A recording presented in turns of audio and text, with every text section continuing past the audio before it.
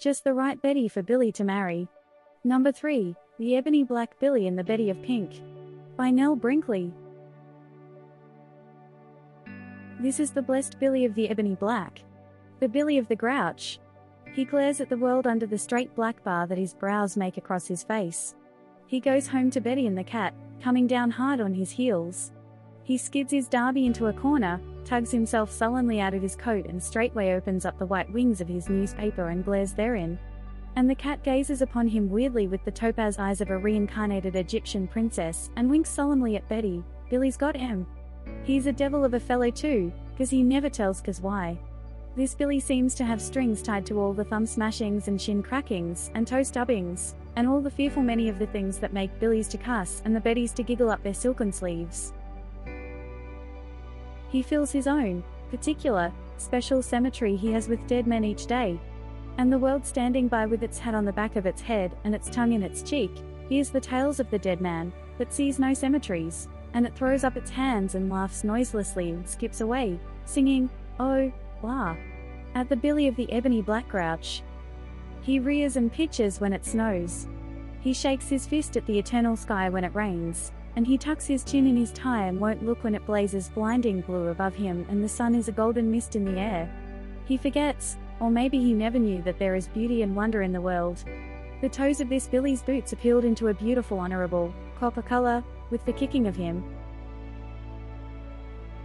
I have a little think in my head, that for this blessed Billy, there should be the Betty, the ditto Betty, with copper-colored toes and a cemetery, too. Pack them off in 4 walls and let them kick till the moon went out and the doomsday came, so that any other Billy and Betty who had a bit of gaiety in their hearts and hadn't forgotten how to laugh much might not die the deaths of rag babies because they were mated to the Billy and the Betty of the copper toes and the cemetery. But the tinsel fortune teller doesn't tell that the stars say that way.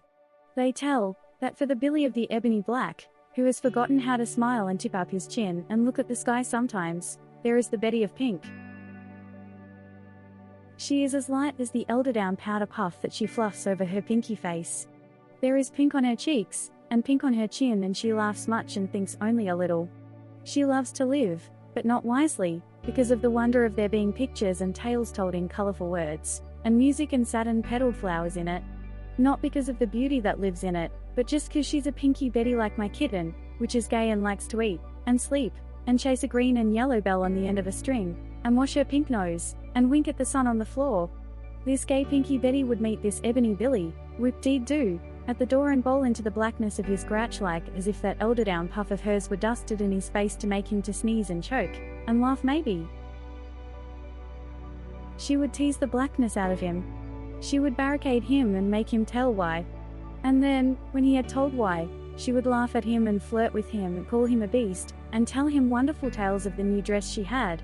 She would make him tell yes when he thought no.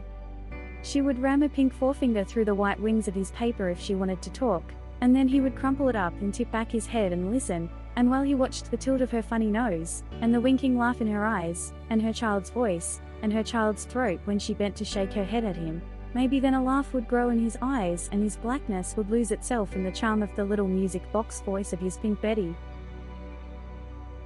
Anyway, she would spot the black of him with little, gay, pink, happy bits. And when the moon went out and the doomsday came, this Billy's toes of his boots would maybe be not so coppery with the scuffs of his eternal kickings, as they would have been if there had not been the little, light, foolish powder puff gaiety of his pink Betty to beguile him into laughing and seeing things more pink than black.